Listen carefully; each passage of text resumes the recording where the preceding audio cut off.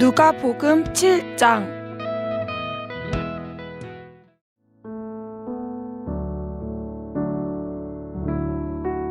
예수님께서 이 모든 말씀을 백성들에게 하신 후 가버나움으로 가셨습니다. 어떤 백부장이 소중하게 여기는 종이 있었는데 병들어 죽게 되었습니다. 백부장은 예수님에 관한 소문을 듣고 몇몇 유대의 장로들을 예수님께 보내어 자기의 종을 고쳐달라고 부탁하였습니다. 그들은 예수님께 와서 간청하였습니다. 이 사람은 선생님께서 부탁을 들어줘도 될 만한 사람입니다. 이 사람은 우리 민족을 사랑합니다. 그는 우리에게 회당을 지어주었습니다. 예수님께서 그들과 함께 가셨습니다. 예수님께서 백부장의 집 가까이에 이르렀을 때 백부장이 친구들을 보내 예수님께 말하였습니다. 주님, 수고하실 필요가 없습니다. 저는 선생님을 집에 모실 만한 자격이 없습니다. 그래서 제가 주님께 나올 자격도 없다고 생각했습니다. 말씀만 하십시오. 그러면 제 종이 나을 것입니다. 저도 다른 사람 아래에 있고 제 밑에도 부하들이 있습니다. 제가 이 사람더러 가라면 가고 저 사람더러 오라 하면 옵니다. 또 제 종에게 이것을 하라 하면 그대로 합니다. 예수님께서 이 말을 들으시고 놀라시며 따라오던 사람들에게 말씀하셨습니다. 내가 너희에게 말한다. 이스라엘에서도 이처럼 큰 믿음을 본 적이 없다.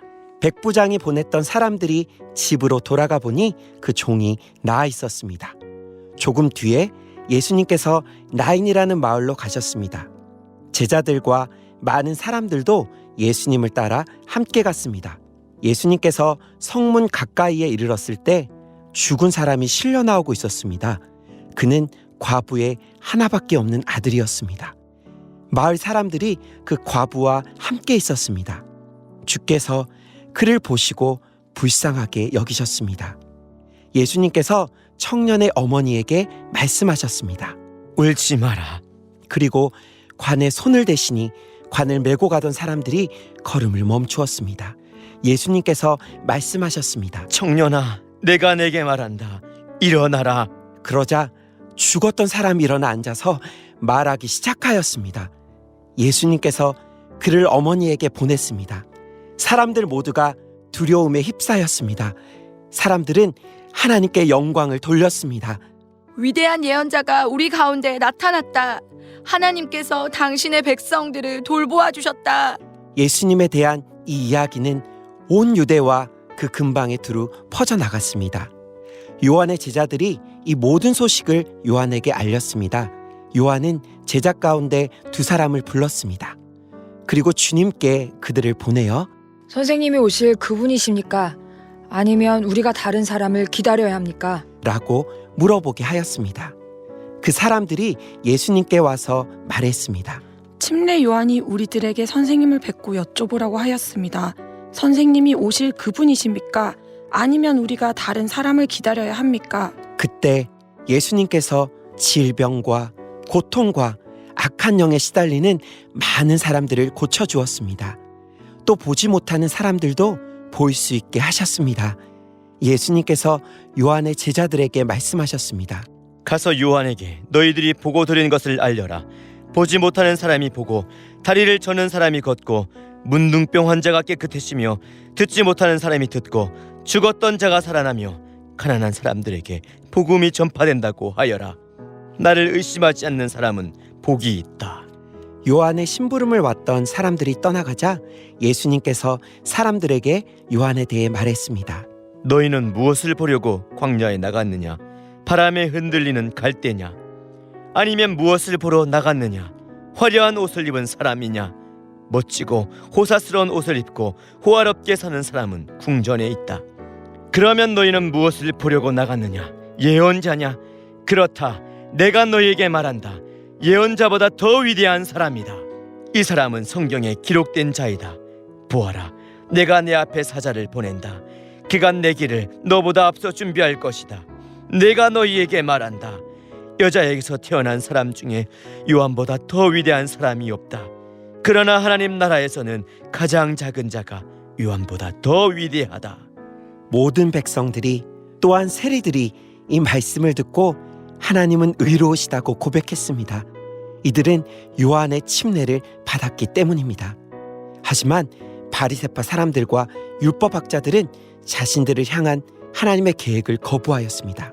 이들은 요한에게 침례를 받지 않았기 때문입니다. 이 세대의 사람들을 무엇에 비교할 수 있겠느냐? 그들은 무엇과 같은가? 이들은 시장에 앉아 서로 부르며 우리가 너희를 위해 피리를 불어도 너희가 춤추지 않았다. 우리가 울어도 너희가 울지 않았다. 라고 말하는 아이들과 같다. 침례 요한이 와서 빵도 먹지 않고 포도주도 마시지 않았다. 그러자 너희들은 저 사람은 귀신이 들렸다. 라고 말한다. 인자가 와서 먹고 마셨다.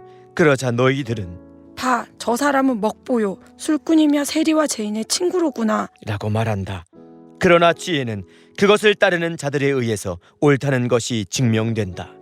어떤 바리새파 사람이 예수님과 함께 식사를 하자고 권하였습니다. 그래서 예수님께서 그 바리새파 사람의 집에 가셔서 식사 자리에 앉으셨습니다. 그런데 그 마을에 죄인인 한 여자가 있었습니다. 예수님께서 바리새파 사람의 집에서 식사하신다는 소식을 듣고 향유병을 가지고 갔습니다. 그는 예수님의 뒤쪽으로 가서 예수님의 발 곁에 서서 울며 눈물로 그의 발을 씻겼습니다. 그리고 자신의 머리카락으로 발을 닦고 입을 맞추고 향유를 부었습니다. 예수님을 초대한 바리새파 사람이 이것을 보고 속으로 생각했습니다. 만약 이 사람이 예언자라면 지금 자신을 만지는 이 여인이 죄인이라는 것을 알았을 것이다. 예수님께서 그에게 대답하셨습니다. 시몬아, 내게 할 말이 있다. 시몬이 대답했습니다. 선생님 말씀하십시오. 어떤 채권자에게 두 사람의 채무자가 있었다. 한 사람은 500데나리온을 빚졌고 다른 사람은 50데나리온을 빚졌다. 이 두 사람이 다 빚을 갚을 수 없어서 채권자가 모두 빚을 없던 것으로 해주었다. 그러면 둘 중에 누가 더 채권자를 고맙게 여기겠느냐? 시몬이 대답했습니다. 더 많은 돈을 면제받은 사람입니다.